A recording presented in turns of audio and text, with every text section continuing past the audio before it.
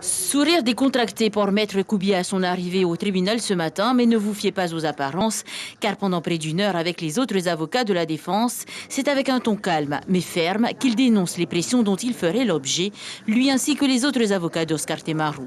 Le parquet aurait en effet ouvert une enquête pour recel de détournement de fonds publics. Dans le viseur du procureur Leroy, les honoraires perçus par les avocats d'Oscar Temaru payés jusqu'à présent sous couvert de la protection fonctionnelle. C'est une protection et une assistance dont bénéficie tout agent victime d'une infraction dans l'exercice de ses fonctions. Mais pour l'instant, Oscar Temaru, bien que condamné en première instance, a fait appel et est donc toujours présumé innocent. C'est absolument insupportable, c'est d'une déloyauté que je n'ai jamais vue jouer ailleurs. Ou encore, c'est une atteinte aux droits de la défense, le procès équitable n'est plus possible, sont des phrases qui résonnent ce matin dans la salle du tribunal. C'est une première en France et donc on vise Oscar Temaru et on vise sa défense pour que sa défense, et nous avons du mal à le voir autrement, perde du temps, ne soit pas en état de travailler sereinement.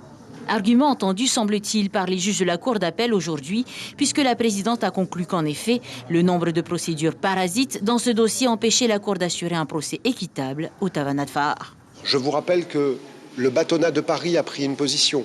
Je vous rappelle que le bâtonnat de Papeete a pris une position. Je vous rappelle que le CNB a pris une position en dénonçant une atteinte aux droits fondamentaux de la défense de M. Oscar Temaru. Écoutez, prenez une seconde pour y réfléchir. Les grands principes ne peuvent pas recevoir des petits développements à chaque fois. On parle d'une grave atteinte aux droits de la défense, au choix libre de l'avocat, à l'égalité des armes. Vous comprenez ? Et là, tout ça, tout ce pourquoi nous avons travaillé depuis des mois et des années est consacré par cette décision dont nous entendons saluer le courage. Malgré les quelques mots de l'avocate générale, le tribunal statue en faveur de la demande de la défense avec un report du procès en appel au 29 août prochain. L'information en continu sur Polynésie la première, Internet et réseaux sociaux.